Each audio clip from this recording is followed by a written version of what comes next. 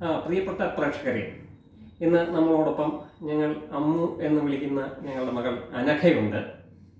അപ്പോൾ കഴിഞ്ഞ വീഡിയോയിൽ കണ്ടതുപോലെ ഞങ്ങൾ ചെന്നൈയിൽ പോയി അവളുടെ വിസ ഇൻ്റർവ്യൂവിന് വേണ്ടി ജൂലൈ 16-ാം തീയതിയായിരുന്നു അത്. അവൾക്ക് F1 വിസ അപ്രൂവായി കിട്ടിയിട്ടുണ്ട്. അപ്പോൾ അവളുടെ വിസ എക്സ്പീരിയൻസ് നമുക്കൊന്ന് ചോദിച്ച് മനസ്സിലാക്കാം. മോളെ, നമ്മൾ 15-ാം തീയതി, അതായത് തലേ ദിവസം വിസ ആപ്ലിക്കേഷൻ സെന്ററിൽ പോയിരുന്നു ബയോമെട്രിക്സിന് വേണ്ടി. അവിടേക്ക് എന്തൊക്കെയാണ് കൊണ്ടുപോയത്, അവിടെ എന്തായിരുന്നു പ്രൊസീജിയർ എന്നൊക്കെ നമ്മളെ പ്രേക്ഷകർക്ക് ഒന്ന് പറഞ്ഞു കൊടുക്കാമോ? ഓക്കെ, അപ്പം എനിക്ക് ഈ വിസ ആപ്ലിക്കേഷൻ സെന്ററിൽ പോകണം. അവിടെയാണ് നമ്മൾ ബയോമെട്രിക്സിനൊക്കെ ആയിട്ട് കൊടുക്കുന്നത്. അപ്പോൾ അതിന് എനിക്ക് സ്കെഡ്യൂൾ കിട്ടിയിരുന്നത് 15-ാം തീയതി ആയിരുന്നു. ജൂലൈ 1 മണിക്കായിരുന്നു എൻ്റെ സ്കെഡ്യൂൾ വന്നിരുന്നത്. അപ്പോൾ ഞാൻ അവിടേക്ക് കൊണ്ടുപോയ മെയിൻ ഡോക്യുമെൻറ്റ്സ് എന്ന് പറയുന്നത് നമ്മുടെ വിസ ആപ്ലിക്കേഷൻ ഫോമിൻ്റെ കൺഫർമേഷൻ പേജ്. അതിനെ നമ്മൾ DS-160 കൺഫർമേഷൻ പേജ് എന്നാണ് പറയുന്നത്. പിന്നെ നമ്മൾ അവിടുത്തെ അപ്പോയിൻമെൻറ്റിൻ്റെ ഒരു കൺഫർമേഷൻ പേജ് കിട്ടും, അതും പിന്നെ പാസ്പോർട്ടും. ഇത് മൂന്നുമാണ് ഏറ്റവും എസെൻഷ്യൽ ആയിട്ടുള്ള ഐറ്റംസ്. പക്ഷെ അത് കൂടാണ്ട് നമ്മൾ വേറെ നമ്മുടെ ബാക്കി ഡോക്യുമെൻറ്റ്സും എടുക്കാം. പക്ഷേ ഇത് മൂന്നുമാണ് ഏറ്റവും ഇമ്പോർട്ടൻ്റ് ആയിട്ടുള്ള 3 ഡോക്യുമെൻറ്റ്സ്. അപ്പോൾ ഞാൻ അവിടെ ചെന്ന് കയറിയ സമയത്ത് അവിടെ ഫ്രണ്ടിലൊരു സെക്യൂരിറ്റി ഉണ്ട്. പുള്ളിക്കാരൻ ആദ്യം നമ്മുടെ അപ്പോയിൻമെൻറ്റ് കൺഫർമേഷൻ പേജാണ് നോക്കുന്നത്. അപ്പം സമയം എത്രയാണ് നമുക്ക് അലോട്ട് ചെയ്തിരിക്കുന്നത് എന്നുള്ള ഒരു ഐഡിയ കിട്ടാനായിരുന്നു. ഞാൻ അവിടെ ചെന്ന സമയത്ത് വലിയ തിരക്കൊന്നും ഇല്ലാത്തതുകൊണ്ട് ഏകദേശം 12:30 സമയത്തായിരുന്നു ഞാൻ അവിടെ എത്തിയത്. അപ്പോൾ എന്നെ ആ സമയത്ത് തന്നെ അവിടെ കയറ്റി വിട്ടു. അപ്പോൾ ഉള്ളിലേക്ക് കയറ്റി വിട്ടിട്ട് നമ്മൾ ഈ ബിൽഡിങ്ങിൻ്റെ ഫസ്റ്റ് ഫ്ലോറിലായിരുന്നു ഈ പ്രൊസീജിയർ എല്ലാം നടക്കുന്നത്. അങ്ങനെ അവിടെ ഞാൻ ചെന്ന് കയറിയപ്പോഴത്തേക്കും ആദ്യം അവിടെ ഫ്രണ്ടിൽ സെക്യൂരിറ്റി ഉണ്ട്. അവിടെ ഒരു ചെറിയ ഫ്രിസ്കിങ് പോലെയുണ്ട്. അപ്പം നമ്മൾ പരമാവധി മൊബൈൽ ഫോൺസ് കൊണ്ടുപോവുകയാണെങ്കിൽ തന്നെ സൈലൻറ്റിലോ സ്വിച്ച് ഓഫ് ചെയ്തോ വയ്ക്കുക. അങ്ങനെ അതിനകത്ത് ഫ്രിസ്കിങ് ഒക്കെ കഴിയുമ്പോഴത്തേക്കും നമ്മൾ ആദ്യം ഒരു സെറ്റ് ഓഫ് ഓഫീസേഴ്സ് ഉണ്ട്. അവിടെ ചെല്ലുമ്പോഴത്തേക്കും ആദ്യം നമ്മളുടെ പാസ്പോർട്ടും ഈ DS-160 കൺഫർമേഷൻ പേജ്, അതായത് വിസയുടെ കൺഫർമേഷൻ പേജ് ഒരു കോപ്പി നമുക്ക് ഡൗൺലോഡ് ചെയ്തെടുക്കാൻ പറ്റും. അത് നമ്മൾ കാണിക്കുക. അപ്പോൾ അവരെന്ത് ചെയ്യുന്നത് വെച്ചാൽ നമ്മുടെ പാസ്പോർട്ടിൻ്റെ പിറകിൽ ഒരു സ്റ്റിക്കർ ഒട്ടിച്ചു തരും. എന്നിട്ട് നമ്മുടെ ഈ കൺഫർമേഷൻ പേജിൽ ഒരു സീല് പോലെയും ചെയ്തു തരും, ഒരു സ്റ്റാമ്പ് പോലെ ചെയ്തു തരും. എന്നിട്ട് ഇതുകൊണ്ട് നമ്മൾ അടുത്തൊരു കൗണ്ടറിലോട്ട് പോകുമ്പോൾ അവിടെയും കുറച്ച് ഓഫീസേഴ്സ് ഉണ്ട്. അവിടെ വെച്ചാണ് നമുക്ക് ഈ ബയോമെട്രിക്സ് എടുക്കേണ്ട കൗണ്ടർ ഏതാണെന്നുള്ള നമ്പർ പറഞ്ഞു തരുന്നത്. അവിടെ ആ കൗണ്ടേഴ്സ് എല്ലാം ഒഴിഞ്ഞു കിടക്കുമായിരുന്നു. അപ്പം എനിക്ക് പെട്ടെന്ന് തന്നെ 7-ാമത്തെ കൗണ്ടറിലോട്ട് ഉള്ള ടോക്കൺ തന്നു. ഞാൻ 7-ാമത്തെ കൗണ്ടറിൽ ചെന്നു. അവിടെ ചെന്നപ്പോഴത്തേക്കും ആദ്യം എനിക്ക് സ്പെക്സ് ഉള്ളതുകൊണ്ട് എന്നോട് സ്പെക്സ് റിമൂവ് ചെയ്യാൻ പറഞ്ഞു. അങ്ങനെ അവിടെ ഒരു ക്യാമറ ഉണ്ട്. ആ ക്യാമറയിൽ നമ്മൾ നോക്കണം, നമ്മുടെ ഫോട്ടോ എടുക്കും. അത് കഴിഞ്ഞ് നമ്മുടെ ഈ 2 കൈയിലെയും 5 വിരലിൻ്റെയും ഫിംഗർ പ്രിൻ്റ് എടുക്കും. അതിനുശേഷം നമ്മുടെ ഈ DS-160 കൺഫർമേഷൻ പേജിൽ കുറച്ച് സെറ്റ് ഓഫ് ഗൈഡ് ലൈൻസ് ഉണ്ട് നമ്മൾ ഈ ഇൻ്റർവ്യൂവിന് പോകുമ്പോൾ ഫോളോ ചെയ്യേണ്ടത്. അപ്പോൾ അതൊക്കെ ജസ്റ്റ് ഒന്ന് വായിക്കുക. അതുപോലെ തന്നെ കറക്റ്റ് ഓൺ ടൈം എത്തുക. പിന്നെ ഞാൻ ഈ പ്രീമിയം ഡെലിവറി ഓപ്ഷനാണ് ചൂസ് ചെയ്തത്. അതായത് വീട്ടിലേക്ക് വിസ സ്റ്റാമ്പ് ചെയ്ത പാസ്പോർട്ട് നമ്മുടെ വീട്ടിലോട്ട് ഡെലിവറി ചെയ്യും. അപ്പോൾ അതിന് ഞാനൊരു 850 റുപ്പീസ് പേ ചെയ്യണം എന്നാണ് അവരെന്നോട് പറഞ്ഞത്. അങ്ങനെ ഇങ്ങനെയുള്ള കുറേ പ്രൊസീജിയേഴ്സ് കൊറിയർ ഇവിടെ വീട്ടിൽ കൊണ്ടുവരുമ്പോഴാണ് 850 റുപ്പീസ് പേ ചെയ്യുന്നത്. നമുക്കൊരു കൺഫ്യൂഷൻ ഉണ്ടായിരുന്നു, അത് ഈ വിസയുടെ ഫീസിൽ തന്നെ അവർ ഇൻക്ലൂഡ് ചെയ്തോ എന്നുള്ളത്. പക്ഷെ അങ്ങനെയല്ല, അത് സെപ്പറേറ്റ് ഫീസാണ്. അപ്പോൾ ഇത്രയും പ്രൊസീജിയേഴ്സാണ് വിസ ആപ്ലിക്കേഷൻ സെന്ററിൽ നടന്നത്. അപ്പോൾ 16-ാം തീയതി ആയിരുന്നു നമ്മുടെ D-Day, അതായത് വിസ ഇന്റർവ്യൂവിന്റെ ദിവസം. അന്ന് നമുക്ക് 9:30-ക്കായിരുന്നു അപ്പോയിൻമെന്റ് തന്നിട്ടുണ്ടായിരുന്നത്. പക്ഷെ നമ്മളൊരു 9:15 അവിടെ എത്തി. നിന്നെ ഒരു 9:30 ആയപ്പം അങ്ങോട്ട് വിളിച്ച് കയറ്റി അവര്. പിന്നെ നീ തിരിച്ചു വന്ന 11 മണിയോടെയാണ്. ഇത്രയും ഡിലേ ഉണ്ടായിരുന്നു. അപ്പോൾ അവിടെ എന്തൊക്കെയായിരുന്നു പ്രൊസീജിയേഴ്സ്, എന്തൊക്കെ ഡോക്യുമെന്റ്സ് ആയിരുന്നു കൊണ്ടുപോയത്, എന്തായിരുന്നു നിന്റെ അനുഭവങ്ങൾ? അച്ഛൻ പറഞ്ഞതുപോലെ എനിക്ക് 16-ാം തീയതി കറക്റ്റ് അടുത്ത ദിവസം തന്നെ ഭാഗ്യത്തിന് എനിക്ക് സ്കെഡ്യൂൾ കിട്ടി. അങ്ങനെ കിട്ടണം നിർബന്ധമൊന്നുമില്ല. പക്ഷേ ഞങ്ങൾക്ക് എന്തോ വെരി ഫോർച്ചുനേറ്റ്ലി അടുത്തടുത്തുള്ള ദിവസങ്ങളിലായിരുന്നു ഈ 2 പ്രൊസീജിയേഴ്സ് നടന്നത്. അപ്പം 16-ാം തീയതി എനിക്ക് രാവിലെ 9:30-ക്കായിരുന്നു എൻ്റെ സ്കെഡ്യൂള് വന്നിരുന്നത് ഇൻ്റർവ്യൂവിനായിട്ടുള്ളത്. പക്ഷെ ഞാൻ അവിടെ ആദ്യമേ ചെന്നപാടെ ഭയങ്കര ക്യൂ ആയിരുന്നു, ഒരു നീണ്ട നിര തന്നെയായിരുന്നു. കാരണം എനിക്ക് മുന്നേ ഉള്ള ഒരുപാട് പേര് അവിടെ നിൽക്കുമായിരുന്നു. അവരവിടെ ഫ്രണ്ടിൽ ഈ ടൈം സ്ലോട്ട് ഇങ്ങനെ ഒരു പേജ് കൊണ്ട് അവിടെ അവർ ഇങ്ങനെ സ്റ്റിക്ക് ചെയ്ത് വെക്കും. അപ്പം അതിനനുസരിച്ച് ഇപ്പം 9 മണിയുടെ സ്ലോട്ടിലുള്ളവർക്ക് കയറാനും അടുത്ത സ്ലോട്ടിലുള്ളവർക്ക് കയറാനും അങ്ങനെ നമുക്കൊരു ഐഡിയ കിട്ടാൻ വേണ്ടിയിട്ടാണ് അവരങ്ങനെ ചെയ്യുന്നത്. പക്ഷെ അന്ന് ഭയങ്കര തിരക്കായതുകൊണ്ട് അങ്ങനെ കറക്റ്റ് ടൈം സ്കെഡ്യൂളിലൊന്നും അല്ല നടന്നത്. ഈവൻ ഞാൻ 9:30-ആയിരുന്നെങ്കിലും എന്നെ ഒരു 10 മിനിറ്റ് മുന്നേ തന്നെ ഉള്ളിലോട്ട് കയറ്റി വിട്ടു. അപ്പോൾ അവിടെ കയറ്റി വിടുന്നതിന് മുന്നേ ആദ്യം നമ്മുടെ ഈ പാസ്പോർട്ടാണ് അവർ നോക്കുന്നത്. അപ്പം അതിൻ്റെ പിറകിൽ ഞാൻ പറഞ്ഞല്ലോ വിസ ആപ്ലിക്കേഷൻ സെൻറ്ററിൽ ഒരു സ്റ്റിക്കർ ഒട്ടിച്ച് തരുന്നുള്ളത്. അപ്പോൾ ആ സ്റ്റിക്കറാണ് അവർ നോക്കുന്നത്. അവിടെ ജസ്റ്റ് ഒന്ന് ചെക്ക് ചെയ്തിട്ട് അവിടെ ഒരു വര പോലെ ഇട്ടിട്ട് ഉള്ളിലോട്ട് പോകാൻ പറയും. അവിടെ ഒരു വെയിറ്റിംഗ് ഷെഡ് പോലെയുണ്ട്. അവിടെ ചെന്ന് നമ്മൾ ലൈൻ ബൈ ലൈനായിട്ട് നിൽക്കണം. എന്നിട്ട് അതിന് ശേഷം നമ്മൾ ഉള്ളിലോട്ട് കയറ്റി വിടും. ഇവിടെ ആക്ച്വലി ഈ ഇൻ്റർവ്യൂ നടക്കുന്ന സ്ഥലം എന്ന് പറഞ്ഞാൽ 2 ബിൽഡിങ്സ് ആണ്. അപ്പോൾ ആദ്യം നമ്മൾ അതിൻ്റെ അകത്ത് ആ എൻട്രി പോയിന്റിലോട്ട് കയറി കഴിയുമ്പോഴത്തേക്കും ആദ്യം നടക്കുന്നത് ഫ്രിസ്കിംഗ് ആണ്. അപ്പോൾ ഇതുപോലെ ഞാൻ പറഞ്ഞതുപോലെ മൊബൈൽ ഫോൺസ് എടുക്കാതിരിക്കാൻ നോക്കുക. പരമാവധി എടുക്കുകയാണെങ്കിൽ തന്നെ അത് സ്വിച്ച് ഓഫ് ചെയ്ത് വയ്ക്കുക. എന്നിട്ട് അവർ നമ്മളെ ഫ്രിസ്ക് ചെയ്തിട്ട് നമ്മൾ കൊണ്ടുപോയ ഡോക്യുമെൻറ്റ്സ്, അതായത് നമ്മുടെ ഈ മുന്നത്തെ ദിവസം കൊണ്ടുപോയ DS-160 confirmation page, passport, appointment confirmation page. ആ DS-160 കൺഫർമേഷൻ വളരെ ഇമ്പോർട്ടൻ്റാണ്. കാരണം അതിൽ പിറകിൽ നമുക്ക് സീൽ ചെയ്ത് തന്ന ആ സീല്, അതാണ് ശരിക്കും നമ്മുടെ വിസ ഓഫീസറിന് കാണേണ്ടത്, ഇൻ്റർവ്യൂ ചെയ്യുന്ന ഓഫീസറിന് കാണേണ്ടത്. അപ്പം ഇത് കൂടാണ്ട് ഞാൻ F1 വിസ കാറ്റഗറിയിലാണ് പോയത് ഇൻ്റർവ്യൂവിന്. ദാറ്റ് ഈസ് സ്റ്റുഡൻറ്റ് വിസയ്ക്ക് വേണ്ടിയിട്ടാണ് ഞാൻ പോയത്. അപ്പോൾ അതിന് ഇത് കൂടാണ്ട് ഞാൻ എൻ്റെ മുന്നേ പഠിച്ച ഡിഗ്രീസിൻ്റെ സർട്ടിഫിക്കറ്റ്സ്, അതുപോലെ തന്നെ എൻ്റെ റെസ്യൂമേ, CV അങ്ങനെയുള്ള കാര്യങ്ങൾ, അതുകൂടാണ്ട് ബാക്കി പ്രോപ്പർട്ടി ഡോക്യുമെൻറ്റ്സും കാര്യങ്ങൾ, ഇപ്പം ലോണൊക്കെ എടുത്തു പോവുകയാണെങ്കിൽ അതിൻ്റെ ലോൺ സാങ്ഷൻ ലെറ്റർ, അങ്ങനെ ബാങ്കിൽ നിന്നൊക്കെ ഉള്ള കുറേ എസെൻഷ്യൽ ഡോക്യുമെൻറ്റ്സ് ഉണ്ട്. അപ്പം ഇതെല്ലാം പരമാവധി നമ്മൾ വേണ്ടത്ര ഡോക്യുമെൻറ്റ്സ് നമ്മുടെ കയ്യിൽ കരുതുക. എന്ന് പറഞ്ഞ് ഇതൊന്നും അവിടെ ചോദിക്കത്തില്ല. ഒരു പ്രധാന കാര്യം നീ വിട്ടുപോയി, I-20 ആണെങ്കിലേ അതും ഒരു ഏറ്റവും ഇമ്പോർട്ടൻ്റ് ഉള്ള ഡോക്യുമെൻ്റ് ആണ്. കാരണം I-20 എന്ന് പറയുന്നത് നമ്മൾ പോകുന്ന യൂണിവേഴ്സിറ്റി ഇഷ്യൂ ചെയ്യുന്നൊരു ഏറ്റവും ഇമ്പോർട്ടൻ്റ് ആയിട്ടുള്ളൊരു ഫോമാണ്. അതൊരിക്കലും നമ്മൾ മിസ് ചെയ്യരുത്.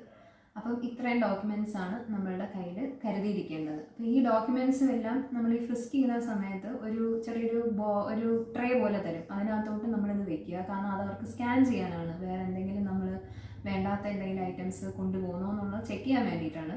അപ്പം അത് കഴിഞ്ഞിട്ട് അത് സ്കാനറിൽ നിന്ന് വെളിയിൽ വരുമ്പോഴത്തേക്കും നമ്മൾ ആ ഡോക്യുമെൻറ്റ്സ് എടുക്കുക. മേക്ക് ഷുവർ ദാറ്റ് നമ്മൾ അവിടെ വെച്ചൊന്നും മിസ് ചെയ്തിട്ടില്ല എന്നുള്ളത്. എന്നിട്ട് എന്താ അടുത്ത സംഭവിച്ചതെന്ന് വെച്ചാൽ അവിടെ വെയിറ്റിംഗ് പീരീഡ് ആയിരുന്നു. അങ്ങനെ ഞങ്ങൾ അവിടെ ആ ഒരു ചെറിയ ബിൽഡിങ്ങിൽ ഞങ്ങൾ കുറേ നേരം വെയിറ്റ് ചെയ്തിരുന്നു. അത് കഴിഞ്ഞ് ഏകദേശം 1 മണിക്കൂർ. ഈ ഡോക്യുമെന്റ്സ് നമ്മളൊരു ട്രാൻസ്പെറന്റ് ഫോൾഡറിലല്ലേ കിട്ടുന്നത്? അതെ, ട്രാൻസ്പെറന്റ് ഫോൾഡറിലാണ് ഈ ഡോക്യുമെന്റ്സ് നമ്മൾ വെക്കേണ്ടത്. ട്രാൻസ്പെറന്റ് ഫോൾഡർ എന്ന് പറയും, പക്ഷേ കുറേ സ്റ്റുഡൻസ് ട്രാൻസ്പെറന്റ് അല്ലാത്ത ഫോമിലും ട്രാൻസ്പെറന്റ് അല്ലാത്ത ഒരു എന്താ പറയുക ബാഗിൽ കൊണ്ടുവന്നിട്ടുണ്ടായിരുന്നു. പക്ഷേ അത് അത്രയ്ക്ക് ഇമ്പോർട്ടൻ്റ് അല്ല. എന്നാലും നമ്മളൊരു സേഫ് സൈഡിൽ നിൽക്കാൻ പരമാവധി ട്രാൻസ്പെറൻ്റ് ആയിട്ടുള്ളൊരു ഫയലിൽ കൊണ്ടുപോവുക. അപ്പം ഇതെല്ലാം നമ്മൾ ശ്രദ്ധിക്കേണ്ട വളരെ ഇമ്പോർട്ടൻ്റ് ആയിട്ടുള്ള കാര്യങ്ങളാണ്. അതുപോലെ നമ്മുടെ ഈ ഡ്രസ്സിങ് സ്റ്റൈൽ എന്നൊക്കെ പറയുന്നത് പരമാവധി കാഷ്വലായിട്ട് പോകാണ്ടിരിക്കാൻ നോക്കുക. കുറച്ചൊരു പ്രൊഫഷണൽ എന്ന് പറഞ്ഞ് ടു പ്രൊഫഷണൽ ആവേണ്ട, നമ്മുടെ ഇന്ത്യൻ അറ്റയർ തന്നെ മതി. ഒരു ബിസിനസ് അറ്റയറിൻ്റെ ആവശ്യമൊന്നുമില്ല. കാരണം നമ്മൾ സ്റ്റുഡൻറ്റ് കാറ്റഗറിയിലാണ് പോകുന്നത്. അപ്പം ഞാൻ വെയർ ചെയ്തിരുന്നത് ഒരു സൽവാർ കമീസായിരുന്നു, അല്ലെങ്കിൽ കുർത്തയും പാൻസും ആയാലും പ്രശ്നമില്ല. ബട്ട് സോഫാർ ഡ്രസ്സിലൊന്നും വലിയ കാര്യമില്ല എന്നാണ് പറയുന്നത്. ബട്ട് മേക്ക് ഷുവർ ദാറ്റ് നമ്മളൊരു നല്ല ഡീസൻ്റ് ആയിട്ടുള്ള രീതിയിൽ പോകാൻ നോക്കുക. അങ്ങനെ ഈ ഫ്രിസ്കിങ് എല്ലാം കഴിഞ്ഞ് ഞാനവിടെ വെയിറ്റ് ചെയ്തിരിക്കുമായിരുന്നു.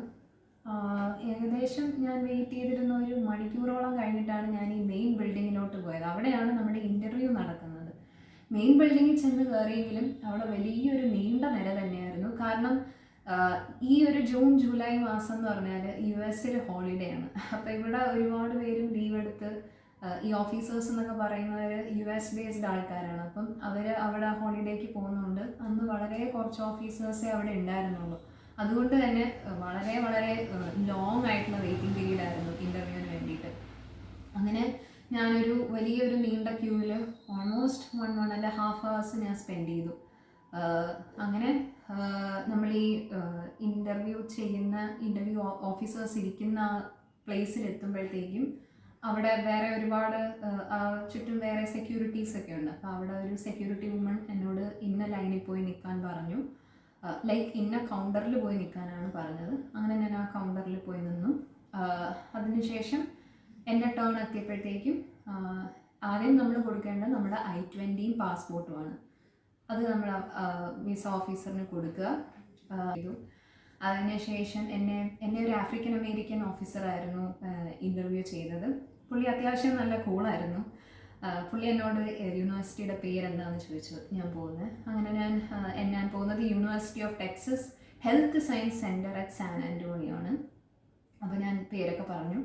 അതിനുശേഷം എനിക്ക് ഇവിടെ മാത്രമേ അഡ്മിഷൻ കിട്ടിയുള്ളൂ എന്ന് ചോദിച്ചു. പ്രോബബ്ലി ഞാൻ പോകുന്ന യൂണിവേഴ്സിറ്റി നല്ല റാങ്കിങ് ഉള്ള യൂണിവേഴ്സിറ്റി ആയതുകൊണ്ടായിരിക്കാം എനിക്ക് ഇവിടുന്ന് മാത്രമേ അഡ്മിറ്റ് കിട്ടിയുള്ളൂ എന്ന് ചോദിച്ചു. ഞാൻ പറഞ്ഞു അല്ല, ഞാൻ ഇത് കൂടാണ്ട് 5 സ്കൂളിലും കൂടെ ഞാൻ അപ്ലൈ ചെയ്തു. അപ്പം യൂണിവേഴ്സിറ്റി ഓഫ് ടെക്സസിൻ്റെ ഉൾപ്പെടെ എനിക്ക് 3 അഡ്മിറ്റ്സാണ് ടോട്ടലി കിട്ടിയെന്ന് ഞാൻ പറഞ്ഞു. അതിനുശേഷം എൻ്റെ ലാസ്റ്റ് ഞാൻ പഠിച്ച കോഴ്സിൽ എൻ്റെ CGP എത്ര ഉണ്ടായിരുന്നു ചോദിച്ചു. അങ്ങനെ ഞാൻ 9.35 ഉണ്ട് ഔട്ട് ഓഫ് 10 എന്ന് ഞാൻ പറഞ്ഞു. അതിനുശേഷം പുള്ളിക്കാരൻ ആരാണ് എൻ്റെ ഈ എഡ്യൂക്കേഷന് വേണ്ടിയിട്ട് സ്പോൺസർ ചെയ്യുന്നതെന്ന് ചോദിച്ചു. ഞാൻ എൻ്റെ പാരൻസാണ് സ്പോൺസർ ചെയ്യുന്നതെന്ന് പറഞ്ഞു. പാരൻ്റ് എന്താ ചെയ്യുന്നതെന്ന് ചോദിച്ചു. അങ്ങനെ ഞാൻ എൻ്റെ അച്ഛൻ്റെ profession, since my mother is not working, അച്ഛൻ്റെ പ്രൊഫഷൻ ഞാൻ പറഞ്ഞു സോഫ്റ്റ്വെയർ എഞ്ചിനീയർ ആണ്, അങ്ങനെയാണ് വർക്ക് ചെയ്യുന്നതെന്ന് പറഞ്ഞു. അതിനുശേഷം പുള്ളിക്കാരൻ ഞാൻ എഡ്യൂക്കേഷണൽ ലോൺ എടുത്തിട്ടുണ്ടോ എന്ന് ചോദിച്ചു. അപ്പോൾ ഞാൻ പറഞ്ഞു യെസ്, എനിക്കൊരു സെക്യൂർഡ് ബാങ്ക് ലോൺ ഉണ്ട്. പിന്നെ എന്നോട് ചോദിച്ചത് ഞാൻ മാരീഡ് ആണോ അല്ലയോ. അല്ല, സിംഗിളാണ്. പിന്നെ എൻ്റെ ഫസ്റ്റ് ടൈം ആണോ ഞാനിങ്ങനെ F1 വിസയിൽ US വിസിറ്റ് ചെയ്യുന്നതെന്ന് ചോദിച്ചു. അതെ, ഫസ്റ്റ് ടൈമാണ് ഞാൻ F1 കാറ്റഗറിയിൽ US പോകുന്നതെന്ന് പറഞ്ഞു. അങ്ങനെ എന്നോട് ഇത്രയും വളരെ സിമ്പിളായിട്ടുള്ള കുറേ ക്വസ്റ്റ്യൻസ് ചോദിച്ചതിന് ശേഷം പുള്ളി അപ്രൂവ് ചെയ്തു. എൻ്റെ വിസ അപ്രൂവ്ഡ് ആയി എന്ന് പറഞ്ഞ് എൻ്റെ പാസ്പോർട്ട് പുള്ളി മേടിച്ച് വെച്ചു. തിരിച്ച് I-20 നമുക്ക് തിരിച്ചു തരും. അങ്ങനെയായിരുന്നു എൻ്റെ ഒരു വിസ എക്സ്പീരിയൻസ്. ഓക്കെ, നമുക്ക് ഭാഗ്യവശാൽ നമുക്ക് വിസ കിട്ടി. അവിടെ വിസ ഡിനേൽ നടക്കുന്നത് നീ കണ്ടായിരുന്നു? അതെ, ഞാൻ കണ്ടായിരുന്നു. ഓക്കെ, അപ്പോൾ ഞാൻ ആക്ച്വലി എൻ്റെ ഇൻ്റർവ്യൂ തുടങ്ങുന്നതിന് മുന്നേ ഞാൻ കണ്ട കാഴ്ച എന്ന് പറയുന്നത്, എൻ്റെ തൊട്ടിപ്പുറത്തെ കൗണ്ടറിൽ ഒരു അമേരിക്കൻ ലേഡി ആയിരുന്നു ഒരു പയ്യനെ ഇൻ്റർവ്യൂ ചെയ്തുകൊണ്ടിരുന്നത്. വെരി അൺഫോർച്ചുനേറ്റ്ലി പുള്ളിക്കാരൻ്റെ വിസ റിജക്റ്റ് ആവുന്നതാണ് ഞാൻ കണ്ടത് എൻ്റെ തൊട്ട് മുന്നേ, എനിക്ക് ഇൻ്റർവ്യൂ നടക്കുന്നതിന് തൊട്ട് മുന്നേ. അപ്പോൾ ശരിക്കും ഞാൻ ഭയങ്കര നെർവസായി. കാരണം ശരിക്കും ഒരു നെഗറ്റീവായിട്ടുള്ള ഒരു സംഭവമാണ് ഞാൻ അവിടെ കണ്ടത്. അപ്പോൾ അത് വിറ്റ്നസ് ചെയ്തിട്ട് ഞാൻ പെട്ടെന്നൊന്ന് പാനിക്കായി. കാരണം എൻ്റെ അവസ്ഥ എന്തായിരിക്കും എന്ന് എനിക്ക് അപ്പോൾ ഏകദേശം ഞാനിങ്ങനെ കാൽക്കുലേറ്റ് ചെയ്തുകൊണ്ട് നിൽക്കുമായിരുന്നു. കാരണം ഒരു 50-50 ചാൻസ് ആണ് ഇത്, ശരിക്കും ഒരു ലക്കി ഡ്രോ പോലെ എന്ന് വേണമെങ്കിൽ പറയാം.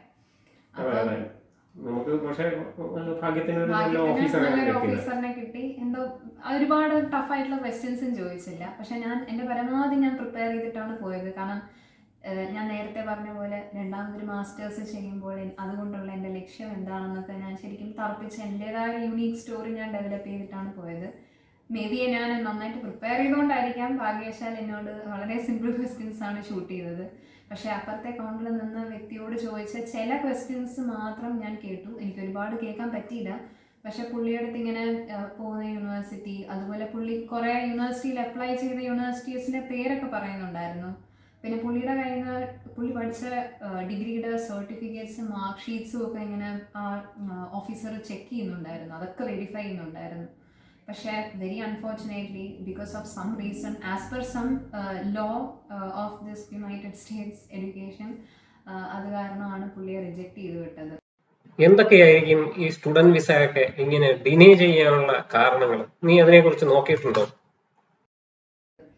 ഫസ്റ്റ് ഓഫ് ഓൾ നമ്മൾ പോകുന്ന യൂണിവേഴ്സിറ്റിയാണ് ഏറ്റവും വലിയൊരു ഫാക്ടർ. US തന്നെ നമുക്കിപ്പം ഒരുപാട് നല്ല യൂണിവേഴ്സിറ്റീസ് ഉണ്ടെങ്കിലും ചില യൂണിവേഴ്സിറ്റീസ് മാസീവായിട്ട് സ്റ്റുഡൻസിനെ എടുക്കും. എന്നിട്ട് പക്ഷേ ഗ്രാജുവേഷൻ റേറ്റ്, അവിടെ നിന്ന് പഠിച്ചിറങ്ങുന്ന സ്റ്റുഡൻസിൻ്റെ റേറ്റ് വളരെ കുറവായിരിക്കും. അപ്പോൾ ആ റെക്കോർഡ്സൊക്കെ അവിടെ ഇരിക്കുന്ന ഓഫീസേഴ്സിൻ്റെ കയ്യിൽ കൃത്യമായിട്ട് കാണും. അപ്പോൾ നല്ലൊരു റെപ്യൂട്ടഡ് യൂണിവേഴ്സിറ്റി അല്ലെങ്കിൽ അത് അവർക്ക് ആദ്യമേ തന്നെ ഒരു നല്ല ഇംപ്രഷൻ അല്ലായിരിക്കും കൊടുക്കുന്നത്. അപ്പോൾ അതൊരു മെയിൻ ഫാക്ടറാണ്. പിന്നെ എന്നെ സംബന്ധിച്ച് ഞാൻ രണ്ടാമതൊരു മാസ്റ്റേഴ്സാണ് ചെയ്യാൻ പോകുന്നത്. അപ്പോൾ ഞാനത് ഷുവറായിട്ട് എൻ്റെ അടുത്ത് ഷൂട്ട് ചെയ്യാൻ പോകുന്ന ഒരു ക്വസ്റ്റ്യൻ അത് ഞാൻ എക്സ്പെക്ട് ചെയ്തിരിക്കുമായിരുന്നു. പക്ഷേ ഭാഗ്യവശാൽ എന്നോട് ചോദിച്ചില്ല.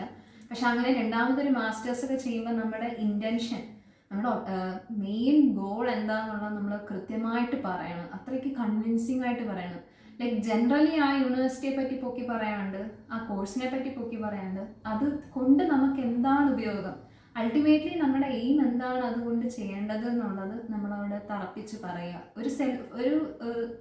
ഒരു പേഴ്സണൽ സ്റ്റോറി ഇൻക്ലൂഡ് ചെയ്യാൻ പറ്റിയാൽ അത്രയും നന്ന്. കാരണം അത് കുറച്ചുകൂടെ ഒരു യുണീക്നെസ്. അപ്പോൾ ഞാൻ നേരത്തെ പറഞ്ഞ പോലെ university is a very important factor. പോകുന്ന യൂണിവേഴ്സിറ്റിയുടെ റെപ്യൂട്ടേഷൻ. രണ്ടാമത്തെ ഒരു മെയിൻ റിജക്ഷന് വരാൻ പോകുന്ന ഫാക്ടർ എന്ന് പറഞ്ഞാൽ നമ്മൾ പഠിക്കാൻ പോകുന്ന കോഴ്സാണ്. ഇപ്പം എന്നെ സംബന്ധിച്ച് ഞാൻ ലൈഫ് സയൻസ് തന്നെ റിലേറ്റ് ചെയ്തൊരു കോഴ്സാണ് പഠിക്കാൻ പോകുന്നത്. ഞാൻ എൻ്റെ ബാച്ചിലേഴ്സിന് ബയോടെക്നോളജി പഠിച്ചു, മാസ്റ്റേഴ്സ് മൈക്രോബയോളജി, രണ്ടും റിലേറ്റഡാണ്. അതുപോലെ റിലേറ്റഡ് ആയിട്ടുള്ള ഒരു കോഴ്സാണ് ഇമ്മ്യൂണോളജി ആൻഡ് ഇൻഫെക്ഷൻ. അപ്പം ലൈഫ് സയൻസ് തന്നെയുള്ള വളരെ ക്ലോസ്ലി റിലേറ്റഡ് ഡൊമൈൻസ് തന്നെ ഞാൻ എടുത്തു പോയതുകൊണ്ട് പ്രോബ്ലി അതും ഒരു ഫാക്ടർ ആയിരിക്കാം എനിക്ക് അപ്രൂവ് ആയതിൻ്റെ. പക്ഷെ ചിലരെന്ന് പറഞ്ഞാൽ തീരെയും റിലേറ്റഡ് അല്ലാത്ത, ഇപ്പോൾ ഫോർ എക്സാമ്പിൾ എൻ്റെ സിനേറിയോയിൽ തന്നെ ഞാൻ പറയുകയാണ്, ഞാനിപ്പോൾ ലൈഫ് സയൻസ് പഠിച്ചിട്ട് ഞാനിപ്പോൾ ഒരു ബിസിനസ് മാനേജ്മെൻറ്റ് കോഴ്സാണ് ചെയ്യാൻ പോയതെന്ന് വെച്ചാൽ ടു ഡിഫറെൻറ്റ് കോഴ്സാണ്. അപ്പോൾ അവിടെ അങ്ങനെ നമ്മൾ ടു ഡിഫറെൻ്റ് ആയിട്ടൊരു കോഴ്സ് എടുക്കുമ്പോൾ നമ്മുടെ ഒബ്ജക്റ്റീവ് നല്ല ക്ലിയർ ആയിരിക്കണം. ഇപ്പം എന്താണ് ലൈഫ് സയൻസ് തന്നെയുള്ള മാനേജ്മെൻറ്റിനെ പറ്റിയൊക്കെ നമ്മൾ കുറച്ചൊന്ന് റിസർച്ച് ചെയ്തിട്ടായിരിക്കണം നമ്മൾ ആൻസേഴ്സ് ഡെവലപ്പ് ചെയ്യേണ്ടത്.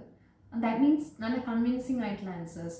അല്ലാണ്ട് വെറുതെ എനിക്ക് ഇതിപ്പോൾ പഠിച്ചിട്ട് എനിക്ക് റിസർച്ചിന് താല്പര്യമില്ല, സഡൻലി എന്തോ മാനേജീരിയൽ ഏരിയയിൽ എനിക്ക് എസ്റ്റാബ്ലിഷ്ഡ് ആവാനാണ് താല്പര്യം, അങ്ങനെ വളരെ നൈവായിട്ടുള്ള ആൻസേഴ്സ് പറഞ്ഞാൽ ദാറ്റ്സ് നോട്ട് അക്സെപ്റ്റബിൾ. അതിരിക്കുന്നവർക്കൊട്ടും കൺവിൻസിങ് ആയിട്ട് തോന്നില്ല.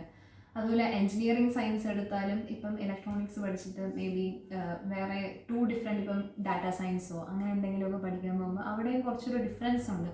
അപ്പം അവിടെ നമ്മൾ ആ ഡിഫറൻസ് വരുമ്പോഴും അത് കുറച്ച് എന്തുകൊണ്ട് അങ്ങനെ ഒരു ഡിഫറെൻറ്റ് കോഴ്സ് എടുത്തു എന്നുള്ളത് വളരെ കൺവിൻസിങ് ആയിട്ട് പറയണം. അപ്പോൾ അങ്ങനെ നമ്മൾ കുറച്ചൊന്ന് നന്നായിട്ട് പ്രിപ്പയർ ചെയ്യാം നമ്മുടെ ആൻസേഴ്സ് ആ രീതിയിൽ. പിന്നെ ഈവൻ നമ്മുടെ അക്കാഡമിക് ആ ഒരു കൺസിസ്റ്റൻസി എന്ന് വെച്ചാൽ ഇങ്ങനെ ആ ഒരു ഗ്രാഫ് എന്ന് പറയുന്നത് നല്ല കൺസിസ്റ്റൻ്റ് ആണെങ്കിലും അതും കൺവിൻസിങ് ആയിരിക്കും അവരെ സംബന്ധിച്ച്. അപ്പം നമ്മുടെ പ്രീവിയസ് CGPA ഇത്തിരി ഒരു മോശമായിട്ടുള്ള ലെവലിൽ, ഒരു ആവറേജ് ലെവലിലൊക്കെ ആണെങ്കിൽ ചിലപ്പോൾ അവർക്ക് ഡൗട്ട്ഫുൾ ആയിരിക്കും. എന്ന് വെച്ചാൽ ഈ US യൂണിവേഴ്സിറ്റീസിലൊക്കെ പോയിട്ട് ഈ കുട്ടിക്ക് പഠിക്കാൻ പറ്റുമോ, അത്രയും കോമ്പറ്റീറ്റീവ് ആയിട്ടുള്ള യൂണിവേഴ്സിറ്റീസ് ആയിരിക്കും. അവിടെയൊക്കെ ആ കുട്ടിക്ക് പിടിച്ചു നിൽക്കാൻ പറ്റുമോ, നിലനിൽക്കുമോ എന്നുള്ള ഡൗട്ട് അവർക്ക് ഒബ്വിയസ്ലി തോന്നും. അപ്പോൾ അതും ഒരു വലിയ ഫാക്ടറാണ്. അതുപോലെ നമ്മുടെ ഇംഗ്ലീഷ് പ്രൊഫിഷ്യൻസി കുറച്ച് നല്ല രീതിയിൽ കോൺഫിഡൻ്റ് ആയിട്ട് സംസാരിക്കാൻ ശ്രമിക്കുക. അതുപോലെ നമ്മുടെ ഈ ടെസ്റ്റ് സ്കോർസ് അതൊന്നും ചോദിക്കൂല, ബട്ട് വെരി റെയർലി ടോഫിൾ സ്കോറോ അല്ലെങ്കിൽ IELTS സ്കോറോ, US പോകുമ്പോൾ ടോഫിളാണ് മെയിനായിട്ട് ചോദിക്കുന്നത്. അതുപോലെ എൻജിനീയറിംഗ് സയൻസ് കോഴ്സിന് പോകുമ്പോഴത്തേക്കും GRE ടെസ്റ്റ് സ്കോർ ചോദിക്കും. ബട്ട് ഞാൻ ഈ ലൈസൻസ് എടുത്ത് പോയതുകൊണ്ട് എനിക്ക് GRE എസെൻഷ്യൽ അല്ല. ബട്ട് കോവിഡിന് മുന്നേ വരെ GRE അവർ ചോദിക്കുന്നുണ്ടായിരുന്നു. ബട്ട് ആഫ്റ്റർ കോവിഡ് ഈ ലൈഫ് സയൻസ് കോഴ്സിനൊന്നും GRE വേണ്ട. അപ്പോൾ ഞാൻ GRE എഴുതിയിട്ടില്ലായിരുന്നു. അതുകൊണ്ട് GRE is not a problem for me. But definitely engineering science വരെ പോകുമ്പോഴത്തേക്കും എൻജിനീയറിംഗ് സയൻസിൽ മാസ്റ്റേഴ്സ് ചെയ്യുകയാണെങ്കിൽ GRE is a very essential exam. അപ്പോൾ അതിലുമൊക്കെ നല്ലൊരു ലെവൽ ഓഫ് സ്കോർ ഉണ്ടെങ്കിൽ അത് നല്ല കൺവിൻസിങ് ആണ്. അതും ഒക്കെ നമ്മൾ ഒന്ന് നോക്കി വയ്ക്കുക. ആ ടെസ്റ്റൊക്കെ ചെയ്യുമ്പോൾ നല്ല രീതിയിൽ അതുമെല്ലാം ഒന്ന് പ്രിപ്പയർ ചെയ്യുക. പിന്നെ വേറെ ഇപ്പോൾ റിജക്ഷന് വരാവുന്ന വേറെ ഫാക്ടേഴ്സ് എന്ന് പറയുമ്പോഴത്തേക്കും പ്രോബബ്ലി ഫണ്ടിങ് ഒരു വലിയ ഇഷ്യൂ ആണ്. Funding is another most important. എന്ന് പറഞ്ഞാൽ ഇപ്പം ചിലർ വന്നിട്ട് ഫുള്ളി ഫാമിലി ഫണ്ട്സ് എടുത്ത് പോകുന്നവരാണ്. അത്യാവശ്യം ഫാമിലി ഫണ്ട്സിൽ ഒതുങ്ങുന്ന കോഴ്സാണെങ്കിൽ അതെടുത്ത് പോകുന്നവരായി. പക്ഷേ നമുക്കിപ്പോൾ ഒരു സെക്യൂർഡ് ബാങ്ക് ലോൺ ഉണ്ടെങ്കിൽ വളരെ നല്ലതായിരിക്കും. കാരണം ബാങ്ക് ലോൺ എന്നൊക്കെ പറയുമ്പോഴത്തേക്കും ഡെഫിനറ്റ്ലി അത് പഠിച്ചിട്ട് തിരിച്ചു വന്ന ലോൺ എന്ന് പറയുന്ന ഒരു സാധനം അടച്ച് തീർക്കണമല്ലോ. അപ്പോൾ ഈ ഫുള്ളി ഫാമിലി ഫണ്ട്സ് ഇങ്ങനെ ഫുള്ളി അങ്ങ് ഡെപ്ലീറ്റ് ആയി പോകത്തുമില്ല. അപ്പോൾ ഒരു ഫിനാൻഷ്യൽ സെക്യൂരിറ്റി എന്ന് പറയുന്ന ഒരു സാധനം അവിടെ റിഫ്ലക്റ്റഡ് ആവും നമ്മൾ ഈ ഒരു സെക്യൂർഡ് ബാങ്ക് ലോൺ എടുത്ത് പോവുകയാണെങ്കിൽ. അപ്പോൾ ബാങ്ക് ലോണൊക്കെ ഉണ്ടെങ്കിൽ ശരിക്കും അഷ്വേർഡ് ആണ് നമുക്ക് വിസ അപ്രൂവ് ആവും എന്നുള്ളത്.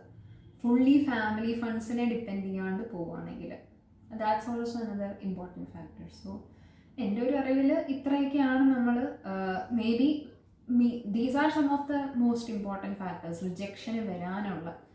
Otherwise we are in safe zone. ഇതിനെല്ലാം നമുക്കൊരു സോളിഡ് ആൻസേഴ്സ് ഉണ്ടെങ്കിൽ ഡെഫിനറ്റ്ലി F1 വിസ ഇൻ്റർവ്യൂ എന്ന് പറയുന്നത് വളരെ ഈസി ആയിട്ടുള്ളൊരു പ്രൊസീജിയറാണ്. So this was my experience. Okay, thank you Ammutty. Thank you. And all the best. Thank you. അപ്പോൾ അമ്മുവിൻ്റെ എക്സ്പീരിയൻസ് നിങ്ങൾ കേട്ട് കാണുമല്ലോ. ഇതിനകത്ത് എനിക്ക് തോന്നുന്നത് വിസ ഓഫീസേഴ്സ് അസസ് ചെയ്യാൻ പോകുന്നത് നമ്മൾ ഒരു ജെന്യുവിനായിട്ടൊരു സ്റ്റുഡൻ്റ് ആണോ എന്നുള്ളതാണ്. അതായത് നമ്മൾ അവിടെ പഠിക്കുവാൻ തന്നെയാണോ പോകുന്നത്, അതോ F1 വിസ സ്റ്റുഡൻറ്റ് വിസയിൽ പോയി അവിടെ ജോലി ചെയ്യുകയോ ഒക്കെ ചെയ്ത് എങ്ങനെയെങ്കിലും അവിടെ കയറി കൂടുക എന്നുള്ളതാണോ നമ്മുടെ ഉദ്ദേശം എന്നുള്ളതാണ് അവർ മനസ്സിലാക്കാൻ ശ്രമിക്കുന്നതെന്നാണ് എനിക്ക് തോന്നുന്നത്. അപ്പോൾ അവർ സ്റ്റുഡൻറ്റ് ജെന്യുവിൻ സ്റ്റുഡൻ്റാണ്, അയാൾക്ക് അവിടെ പഠിക്കുവാനുള്ള സാമ്പത്തികം ഉണ്ട് എന്ന് അവർക്ക് മനസ്സിലായി കഴിഞ്ഞു കഴിഞ്ഞാൽ വിസ അപ്രൂവ് ചെയ്യാനാണ് കൂടുതലും സാധ്യത. ഇതൊക്കെ പറഞ്ഞാലും 2023 ഏകദേശം 35% F1 വിസ ആപ്ലിക്കേഷൻസ് റിജക്റ്റ് ചെയ്തിട്ടുണ്ട് എന്നാണ് കണക്ക്.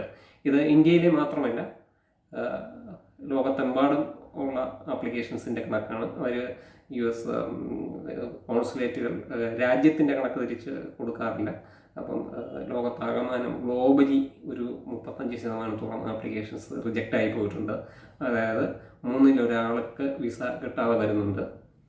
അപ്പോൾ ഈ വിസ കിട്ടാതെ വരിക എന്ന് പറയുന്നത് ഒരു സ്റ്റുഡൻറ്റിനെ സംബന്ധിച്ചിടത്തോളം വളരെ വിഷമകരമായ ഒരു കാര്യമാണ്. സ്റ്റുഡൻറ്റിനെ സംബന്ധിച്ച് മാത്രമല്ല, പേരൻസിനെ സംബന്ധിച്ചിടത്തോളം. കാരണം അവർ അത്രത്തോളം എഫർട്ട് ഇട്ടിട്ടാണ് ഒരു വിസ ഇൻ്റർവ്യൂവിന് പോകുന്നത്.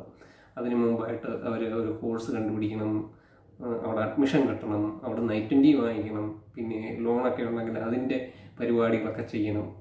അങ്ങനെ ഒരുപാട് എഫർട്ട് ഇതിൻ്റെ പുറകിൽ ഇടുന്നുണ്ട്. അപ്പോൾ നമ്മൾ വളരെയധികം പ്രിപ്പയർ ചെയ്ത് പോകണം നമുക്ക് വിസ ഇൻ്റർവ്യൂ കടന്നു കിട്ടുവാൻ വേണ്ടി. ഇതാണ് ഞങ്ങളിതിൽ നിന്ന് മനസ്സിലാക്കിയിരിക്കുന്നത്. അപ്പം ഈ വീഡിയോ നിങ്ങൾക്ക് ഉപകാരപ്രദമായി എന്ന് കരുതുന്നു. പ്രത്യേകിച്ചും നിങ്ങൾ ഒരു അമേരിക്കയിൽ പഠിക്കുവാൻ ആഗ്രഹിക്കുന്ന ഒരു വിദ്യാർത്ഥിയോ അല്ലെങ്കിൽ ആ ഒരു വിദ്യാർത്ഥിയുടെ പേരൻറ്റോ ആണെങ്കിൽ തീർച്ചയായും ഈ ഒരു വീഡിയോ നിങ്ങൾക്ക് ഇഷ്ടപ്പെടുമെന്ന് കരുതുന്നു. അങ്ങനെ ഇനി നമുക്ക് ഈ ഒരു ഏരിയയിൽ മകൾ എന്തിന് അമേരിക്കയിൽ പഠിക്കാൻ പോകുന്നു, ആ ഒരു സാഹചര്യവും ഒക്കെ എക്സ്പ്ലെയിൻ ചെയ്ത് അടുത്ത ഒരു വീഡിയോ, അതുപോലെ ഈ വിസ ആപ്ലിക്കേഷൻ എങ്ങനെ ഫില്ല് ചെയ്യാം എന്നുള്ളതിനെക്കുറിച്ചൊക്കെ അടുത്ത ഒരു വീഡിയോയും ഞാൻ പ്ലാൻ ചെയ്യുന്നുണ്ട്. അത് ഉടനെ വരുന്നതായിരിക്കും. അപ്പോൾ എൻ്റെ ഈ ചാനൽ സബ്സ്ക്രൈബ് ചെയ്തിട്ടില്ലെങ്കിൽ ഒന്ന് സബ്സ്ക്രൈബ് ചെയ്ത് വെച്ചേക്കുക, നിങ്ങൾക്ക് നോട്ടിഫിക്കേഷൻ കിട്ടും. അപ്പോൾ ശരി, ഇനി വീണ്ടും കാണുന്നത് വരേക്കും നമസ്കാരം.